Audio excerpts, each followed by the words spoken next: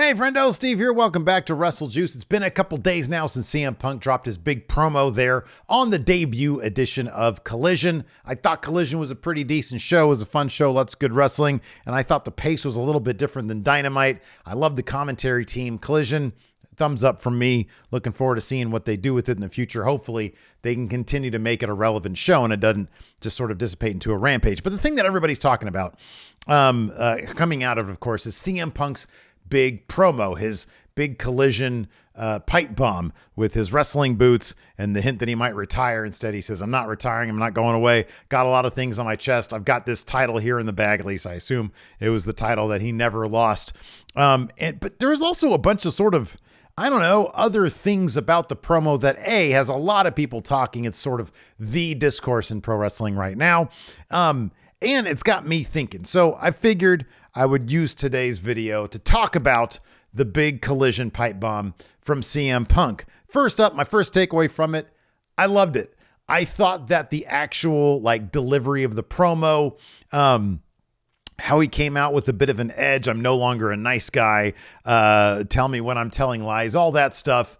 I thought it was really, really, really well done. I think this is going to go down in a long line of awesome CM Punk promos as one of the top ones, one of the ones that people go back and think about and rewatch over and over again. I thought it was an excellent promo. Obviously, Punk is at his best when he's got a chip on his shoulder, and it looks like he found that chip on his shoulder. Of course, back in WWE, it was the Authority. Here in AEW, it's the EVPs. Now, I'm going to talk about what that means for the EVPs in a little bit. But first, I just want to sort of revel in how good the promo was. It was a little bit all over the map, but he had a lot of things to get off his chest. And it seemed to set up feuds with maybe a couple other people. Obviously, primarily MJF. I'll get to that in just a second. But the delivery, the crowd, the response, the way he came off, the chip on his shoulder, I thought it was all really good stuff. And it brings me to my first point, and that is clearly CM Punk's going to be a bad guy this time around. He's going to be a heel. I don't know if this is because the response to his videos in the arena and online in general has been met with some apprehension from people who might not want to see CM Punk back in AEW, or if this is just a direction that he wanted to do, that he wanted to take upon coming back to the company. There have been noted on Twitter some similarities between his presentation here and when he became a bad guy in WWE, when he beat up The Rock and then lost the title at the Royal Rumble and he was bad guy Punk, from the way he took the flag off the microphone when he dropped his promo. Apparently he did that back in WWE as well when he did a bad guy promo. And in this case, it could be easily taken as AEW, the name of the company, All Elite Wrestling. I don't want to look at the name Elite. I don't want to deal with the Elite. And in fact, it seems like this Wednesday, it's been reported the Elite are not going to be in Chicago for Dynamite. Phil's going to be there. CM Punk's going to be there as well. I know some of you get a little hurt when I call him Phil. I thought that the promo was really good. I thought there were some weird bits to it. I thought there were some contradictory elements to it in the actual meat of it. For example, when he talks about being a guy who speaks truth to power, but then revels in the fact that the current Warner Brothers Discovery head honcho, David Zaslav, refers to him as One Bill Phil, taking delight in how the current authority figure in all of AEW feels about him in a positive way, I thought was a little bit weird. Calling the Young Bucks counterfeit Bucks, I thought was incredibly clever. Calling them soft was a little bit interesting, given that he was complaining about Hangman getting snug with him, but whatever, that might be a trust issue as opposed to an I can't handle, physicality issue. I think that was the point there. But I do think that he might be positioning himself as a bad guy in case he does get booed by the crowds in places like, for example, Regina, which is where they're heading fairly soon. I think the idea of a bad guy Punk in AEW is a very intriguing one. It's an interesting one. He used lines like, the magnitude of me is so great that you can't comprehend it, which is clearly like a bad guy line. Like if he's saying that if CM Punk is using that kind of line in a promo where he's supposed to be a good guy, of course Chicago's going to cheer the arrogance because he's CM Punk, rah, rah, Chicago. But like, we're not supposed to cheer that, right? Like, we're not supposed to be like, yeah, look at how much of an egomaniac you are. You think that you're everything when you walk into a room. I just don't see that as being a good guy promo. It seemed like, hey, I'm going to be an arrogant prick with a chip on my shoulder promo. Another interesting thing setting up the feud with MJF. I saw an interesting take on Twitter that said maybe, just maybe, MJF will in fact no-show Forbidden Door, and Tanahashi is going to be CM Punk's match the way that it was supposed to be at the first Forbidden Door. And maybe there's where CM Punk will wear the title, and then that will take us to All Out in Chicago, where CM Punk will once again become the undisputed AEW World Champion, and then MJF can figure out whatever contract negotiations he needs to in order to remain with the company. It doesn't seem, I don't know if Tony Khan would actually allow MJF to be champion heading into contract negotiations if he hasn't already signed an extension. The fact that Phil was waving around, that CM Punk, why do I keep on calling him Phil? That CM Punk kept on waving around that. Larson's rubbing off of me. That CM Punk was waving around that the vacant title, or his title, which he had to vacate in that sack, tells me that they've got to visit that. They've got to do Punk versus MJF title for title. If CM Punk goes around Canada and all the other shows after that wearing the AEW title, and you have this big who's the champion, which one's the real champion, I think that would drum up a lot of actual interest in the product. Let's talk about the other aspects of what we're talking about here. Number one, the whole situation is a little bit on the weird side, meaning Punk versus the Elite. It sort of requires to understand fully the winks and the nods here in this promo. It requires the viewer to understand what happened when they haven't talked about this stuff on TV. It requires people to understand what happened after All Out with the media scrum. It requires people to a degree to have read, at the very least, the Sports Illustrated interview with CM Punk or Fightful or Wrestling Observer. If you're a person who doesn't feel like watching wrestling on Wednesdays, but were aware of CM Punk and wanted to catch his big return on Saturday, hey, cool, let's tune into this. But you have no idea of what happened before this, you'd be confused by this promo. When everybody gasps when he says counterfeit bucks, that's a line very definitely specifically meant for the audience that knows that there was a backstage fight after a pay-per-view almost a year ago. So in that sense, sticking strictly to inside baseball in your promo, I don't necessarily think ingratiates yourself to a wider audience or people tuning into Collision because they're curious about what CM Punk is up to these days. Now AEW, they do like to cater to their hardcore fans, and that's fine.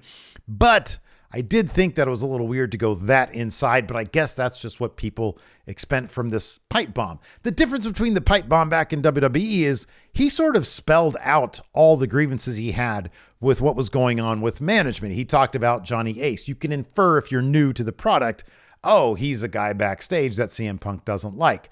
In this case, it's reliant on you understanding what had happened backstage before, which has been well documented. But if you're just a guy who's flipping around and you like the basketball and you like the baseball, and they had Collision on there one day, like, I want to check this out. I like that CM Punk guy. I liked him back in 2010. Now maybe that'll just cause you to be like, what the fuck's going on here? Because you have internet, you can look it up. But if you're going into this cold, the promo kind of makes not a lot of sense. There's so many just sort of, hidden messages and references and inferences that it might be difficult to figure out. Now, here's the part that I really, really hope is the case. And I really, really hope for all the people in the comments, either here or over at Going In Raw, that say, he's working us. It's all a big work. And all this talk about counterfeit bucks, wink, wink, wink, and people who demand apologies and these wrestlers are soft. I really hope that they are going to be able to patch things up and have a match out of this, because I'm not sure how much you can go to the well talking shit about fellow employees if you're not going to have a match. These people need to put their grievances aside and have a match. And I have no idea who's at fault. Maybe it's the Elite. Maybe it's Punk. I don't know. I don't give a shit, to be honest with you. They need to put all that stuff aside and they need to work together. At least give us a CM Punk Kenny Omega match. At least give us a CM Punk Hangman Page match. Come on. It's just wrestling. Okay. Anyways. So I really do hope that it's all a big work, because when you drop a promo like this, it really should lead to an actual match. So there's that. The other thing that sort of interests me about this promo, and I sort of can't get around this in terms of whether or not it's smart or not, is when we talk about the concept of tribalism in wrestling. Oh, you're an AEW sweaty, you're a WWE sweaty, you're an E-drone, you're whatever. I've never seen a promotion green light a promo that sort of actively encourages tribalism amongst its own fan base. Coming out of Brawl Out, there was obviously two camps of fan: CM Punk fans and Elite fans. And depending on who you are or who you sided with, sort of, determined what sort of camp you're in and your approach to being a fan of AEW. And it's a different approach. It's not like a typical thing where it's like when CM Punk was feuding with The Rock way back in the day. I was a big CM Punk. I was like, oh man, Punk's the best. Screw The Rock. He's never here. Punk is the guy who wrestles all the time and I really like him. That's like a feud versus a feud within a company. That's like on the screen. You know they're working together backstage. Well, this is different. This is taking real backstage animosity and then using that to do a very divisive promo that really just calls out the fans of other wrestlers in the same company. I have no idea if the Elite are actually going to respond to that on television. They're currently embroiled in like 3 other feuds in the company, but it's a little bit weird that Tony Khan would greenlight and encourage a promo that seemingly, if at least on social media, seems to divide your own fan base between people who apparently are going to watch Collision and people who are going to watch Dynamite. It's like the Elite versus CM Punk, and like those two fan bases seem to be at odds now within the actual AEW fan base. It's no longer AEW versus WWE. It's just AEW fan versus AEW fan.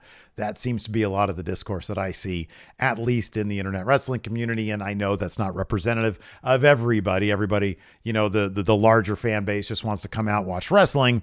But interesting that it seems to be the kind of promo designed to foster animosity between factions of your own fan base, which I don't think has been done in wrestling before. This isn't a regular feud because chances are this is not going to lead to an actual match. This is just something that CM Punk needed to get off his chest. Maybe I'm wrong. Maybe it will lead to an actual match or matches down the line. I just don't know that's the case. I know FTR was advocating for Kenny and the Bucks versus FTR and CM Punk at some big pay-per-view, and hopefully they do that. And AEW fans can all celebrate with how good the match is. Yeah, I don't know. I like the main event match too. I thought CM Punk and Samoa Joe having a big face off, and I hope they carry that feud on because the promos between those guys will be amazing. And I think that should be a lot of fun if they go to that match, CM Punk versus Samoa Joe. I think that could be a wildly fun feud and match. It was a really cool moment when they got to face off. So anyways, those are my thoughts about the big CM Punk Collision promo. Please let me know what you guys think in the comments below. Who do you side with, CM Punk or the Elite? We're all about tribalism here at Wrestle Juice. I'm joking. Keep it civil. Thanks everybody for tuning in. I appreciate it. Check out this video over here. I don't know which one I'm going to put up here, but I'm sure it's going to be great. What video is this? It's a really good one. That's what it is. There's my dog's butt right there.